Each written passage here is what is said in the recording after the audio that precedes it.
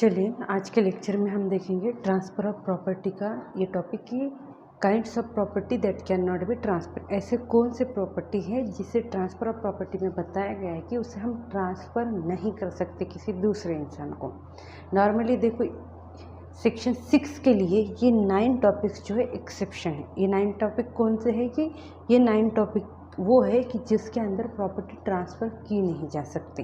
ठीक है, सेक्शन 6 क्या कहता है ट्रांसफ़र ऑफ प्रॉपर्टी एक्ट का? सेक्शन 6 ये कहता है कि किस नेचर की प्रॉपर्टी हम ट्रांसफ़र कर सकते हैं। ठीक है, सेक्शन 6 कहता है कि भाई किस नेचर की प्रॉपर्टी हम ट्रांसफ़र कर सकते हैं। और जनरल रूल ये बताता है, सेक्शन 6 का जनरल रूल ये बताता है कि हर टाइप्स की प्रॉपर्टी, हर तरह की प्रॉपर्टी हम ट्रांसफ़र कर सकते हैं। लेकिन सेक्शन 6 के लिए 9 एक्सेप्शन दिए गए हैं कि ये 9 एक्सेप्शन के अंदर हम प्रॉपर्टी ट्रांसफ़र नहीं कर सकते। ये 9 एक्सेप्शन के अलावा कोई भी प्रॉपर्टी हम जो ट्रांसफ़र करते हैं वो प्रॉपर्टी वैलिड ट्रांसफ़र मानी जाएंगी। ठीक है, चलिए स्पेस सक्सेशन का जो टॉपिक है उसे हम एग्जाम्पल थ्रू समझेंगे कि जो x है ये y का बेटा है।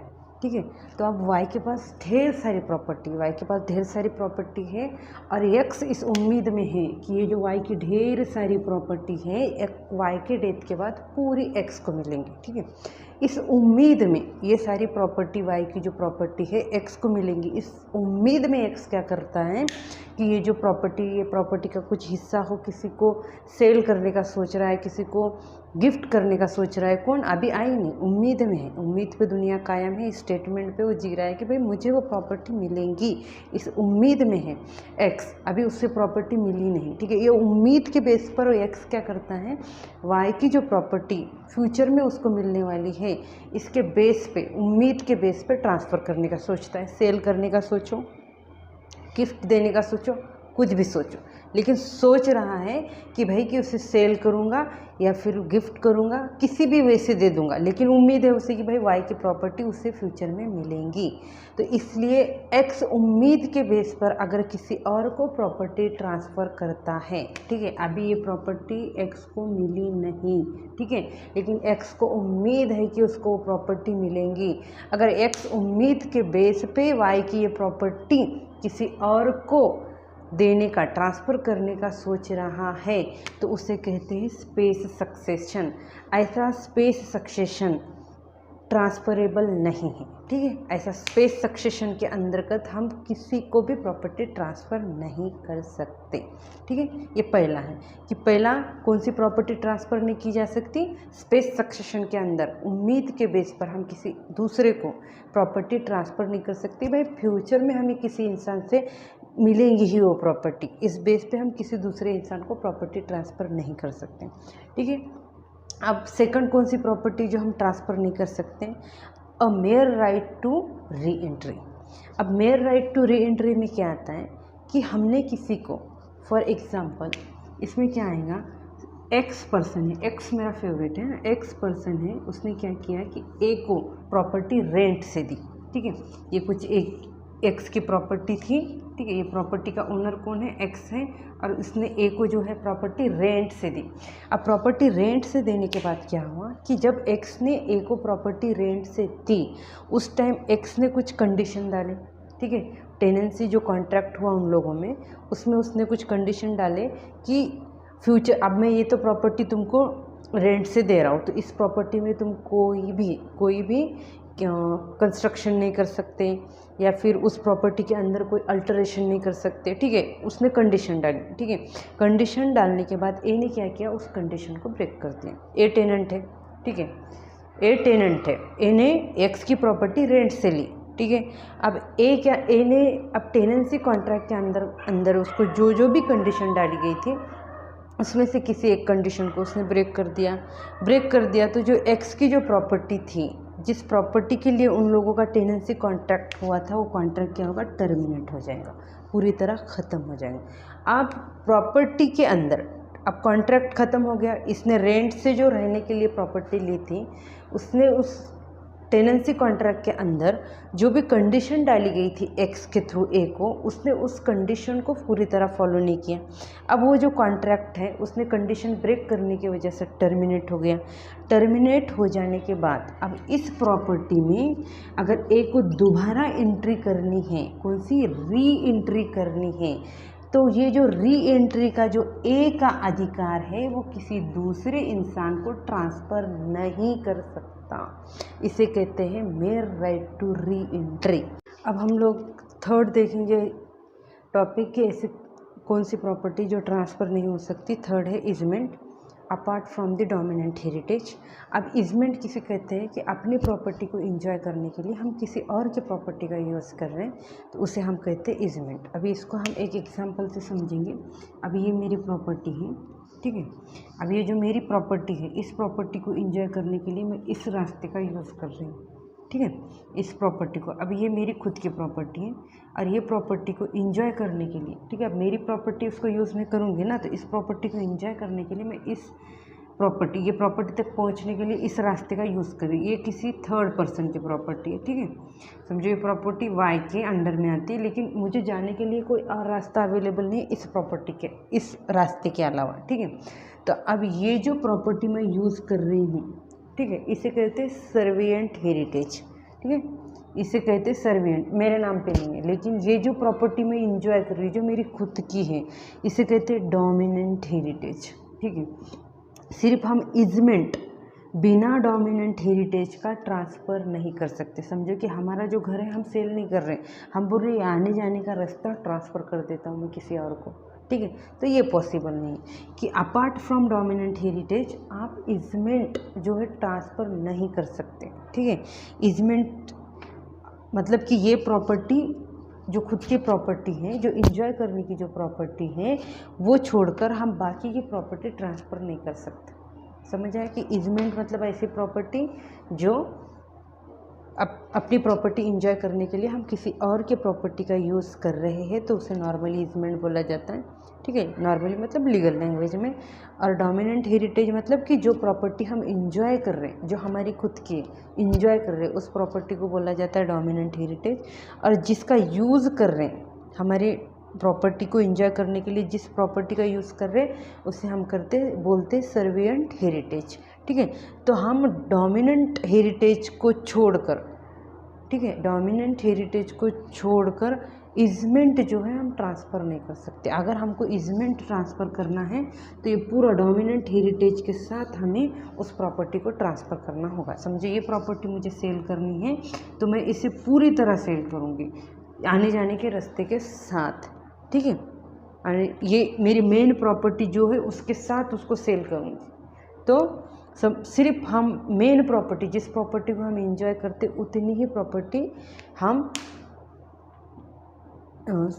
वो छोड़कर बाकी प्रॉपर्टी या बाकी जो इजमेंट का अधिकार है हम किसी दूसरे इंसान को ट्रांसफ़र नहीं कर सकते, ठीक है। नहीं, ये प्रॉपर्टी हमने ट्रांसफ़र करने वाले मेन प्रॉपर्टी और जो इजमेंट का अधिकार है, आने जाने का रास्ता का जो अधिकार है, हम बोल रहे हैं कि हाँ ये प्रॉपर्टी हम ट्रांसफ़र करते, तो ऐसा प्रॉपर्टी ट्रांसफ़र की नहीं जा सकती, ठीक है। ये हो गया इजमेंट। अब नेक्स्ट टॉपिक है हमारा an interest in the property restricted, मतलब रेस्ट्रिक्टेड इंटरेस्ट। हम अगर कोई प्रॉपर्टी किसी इंसान ने हमें ट्रांसफ़र किया है पर्टिकुलर रेस्ट्रिक्टेड इंटरेस्ट देकर कि पर्टिकुलर इसी पर्पस के लिए आप प्रॉपर्टी का यूज़ कर सकते हैं, उसके अलावा किसी काम के लिए आप उस प्रॉपर्टी का यूज़ कर नहीं सकते। अब फॉर एग्ज़ाम्पल देखिए, एक्स ने इस प्रॉपर्टी को वाई को ट्रांसफ़र किया, ठीक है, और जब एक्स ने ये प्रॉपर्टी वाई को ट्रांसफ़र किया तो उस वक्त उसने बताया कि इस प्रॉपर्टी का यूज़ एग्जैक्टली किस चीज़ के लिए करना है। उसने कहा कि भाई इस प्रॉपर्टी को आप सिर्फ अनाथ आश्रम चलाने के लिए यूज़ कर सकते हैं, ठीक है। एग्जाम्पल के लिए जब एक्स वाई को प्रॉपर्टी ट्रांसफ़र कर रहा था तब उसने उसका एग्जैक्टली इस प्रॉपर्टी का यूज़ किस लिए करना है उसने मेंशन किया। एक्स ने क्या किया, उसमें मेंशन किया कि ये जो प्रॉपर्टी है जब वाई को दे रहा था उसने क्लियरली मेंशन किया कि इस प्रॉपर्टी का यूज़ सिर्फ और सिर्फ आप अनाथ आश्रम यूज़ करने के लिए या अनाथ आश्रम चलाने के लिए इस प्रॉपर्टी का यूज़ कर सकते हैं। अब वाई अब वाई, अनाथ आश्रम चलाने के अलावा इस प्रॉपर्टी को कोई दूसरे पर्पस के लिए यूज़ नहीं कर सकता। जैसा कि रेस्टोरेंट ओपन कर लिया, होटल ओपन कर लिया, लॉजिंग स्टार्ट कर ली, ठीक है, इस काम के लिए वो प्रॉपर्टी यूज़ नहीं कर सकता। बस उसको रेस्ट्रिक्शन है, रेस्ट्रिक्टेड इंटरेस्ट है कि बस आप अनाथ आश्रम चलाने के लिए इस प्रॉपर्टी का यूज़ कर सकते हैं। मतलब कोई इंसान अगर दूसरे इंसान को एग्जैक्टली किस पर्पस के लिए उस प्रॉपर्टी ट्रांसफ़र की जा रही है, रेस्ट्रिक्टेड इंटरेस्ट के साथ अगर उसने इसमें मेंशन किया और उस रेस्ट्रिक्शन के अंडर ही आपको उस प्रॉपर्टी का यूज़ करना है, उसके बाहर जाकर आप उस प्रॉपर्टी का यूज़ नहीं कर सकते। आप अगर रेस्ट्रिक्शन डाला हुआ है उसके अलावा और रेस्ट्रिक्शन के अलावा उस प्रॉपर्टी का अगर कहीं और यूज़ कर रहे हैं, ट्रांसफ़र कर रहे हैं, तो ऐसी प्रॉपर्टी नॉट ट्रांसफरेबल है। ठीक है। अब उसके बाद आता है right of future maintenance. Second है, मतलब नेक्स्ट है कि right of future maintenance. Right of future maintenance मतलब कि मुझे, मतलब फ्यूचर में मुझे कोई एक्स पर्सन जो है मेंटेनेंस देना चाहता है, ठीक है, मैं एक्स से मुझे मेंटेनेंस आना है, एक्स, ठीक है, ये मैं हूँ, ठीक है, एक्स से मुझे मेंटेनेंस आना है। अब एक्स से मुझे मेंटेनेंस आना है तो मैं, जो मेरा राइट है कि एक्स से मेंटेनेंस लेने का, वो किसी दूसरे इंसान को ट्रांसफ़र नहीं कर सकती, ठीक है। एक्स ने मुझे मेंटेनेंस देना है तो वो मेंटेनेंस लेने का राइट सिर्फ मेरा है। वो मेंटेनेंस लेने का जो अधिकार मेरा, मैं किसी और थर्ड पर्सन को ट्रांसफ़र नहीं कर सकती, ठीक है। जो मेंटेनेंस लेने का जो राइट है हम किसी थर्ड पर्सन को ट्रांसफ़र नहीं कर सकते, नॉट ट्रांसफरेबल है। उसके बाद है right to sue. Right to sue मतलब दावा दाखिल करने का अधिकार, किसी पर्सन के अगेंस्ट सूट दाखिल करने का अधिकार, वो भी हम ट्रांसफ़र नहीं कर सकते। कैसा? एक्स और वाई दोनों का झगड़ा हुआ, ठीक है, एक्स एंड वाई दोनों का झगड़ा हुआ। अब एक्स ने वाई को बहुत मारा। अब एक्स वाई जो है एक्स के अगेंस्ट में सूट दाखिल कर सकता है, ठीक है, उसको कुछ लॉस हुआ होगा, रिकवरी ऑफ डैमेजेस, ठीक है, उसके लिए वो सूट दाखिल कर सकता है। अब जो ये दावा दाखिल करने का अधिकार है, ये सूट दाखिल करने का अधिकार है जो वाई का है, ठीक है, इसको डैमेजेस हुए, रिकवरी के लिए वाई एक्स के अगेंस्ट वो दावा दाखिल करेगा। तो ऐसा सूट दाखिल करने का खुद का राइट हम किसी और को ट्रांसफ़र नहीं कर सकते, नॉट ट्रांसफरेबल है। लेकिन कोई बिजनेस है, ठीक है, कोई बिजनेस है, कोई प्रॉपर्टी है, हमने फुल्ली किसी सेकंड पर्सन को ट्रांसफ़र कर दी और उसको कुछ डैमेजेस हुआ था एक्स पर्सन से, मतलब कि अब एक्स पर्सन है और वाई पर्सन है। वाई ने क्या किया, जो प्रॉपर्टी को डैमेजेस हुआ था वो पूरी प्रॉपर्टी किसी जेड पर्सन को ट्रांसफ़र कर दी। तो ऐसे सिचुएशन में, ठीक है, जेड को राइट मिलेगा सूट दाखिल करने का। क्यों? पूरी का पूरी प्रॉपर्टी उसने क्या किया, पूरा का पूरा बिजनेस, पूरा का पूरा प्रॉपर्टी किसी जेड पर्सन को ट्रांसफ़र की। तो ऐसे सिचुएशन में जेड को राइट मिलेगा सूट दाखिल करने का। लेकिन प्रॉपर्टी का ओनर वाई होते हुए, ठीक है, उसने प्रॉपर्टी किसी को ट्रांसफ़र नहीं की, प्रॉपर्टी का ओनर वही इंसान है। तो ऐसे सिचुएशन में वाई किसी और को सूट दाखिल करने का, सू करने का जो राइट है ट्रांसफ़र नहीं कर सकता, ठीक है। अब नेक्स्ट टॉपिक आता है यहाँ पर पब्लिक ऑफिस। गवर्नमेंट को या पब्लिक सर्वेंट, गवर्नमेंट ऑफिसर जो है उनको कुछ पब्लिक ऑफिस जो मिलते हैं, उस ऑफिसर्स को वो किसी और को ट्रांसफ़र नहीं कर सकते, ठीक है। अगर मैं किसी गवर्नमेंट पोस्ट पे हूँ, एग्जांपल के लिए अगर मैं किसी गवर्नमेंट पोस्ट पर हूँ और उस पोस्ट की वजह से मुझे कोई गवर्नमेंट ऑफिस मुझे मिलता है, ठीक है, गवर्नमेंट थ्रू, तो वो ऑफिस में किसी दूसरे इंसान को ट्रांसफ़र नहीं कर सकते, ठीक है। कोई भी गवर्नमेंट ऑफिस, कोई भी गवर्नमेंट ऑफिसर, ठीक है, गवर्नमेंट सर्वेंट को मिलने वाला कोई भी ऑफिस वो किसी सेकंड पर्सन को ट्रांसफ़र नहीं कर सकता, ठीक है।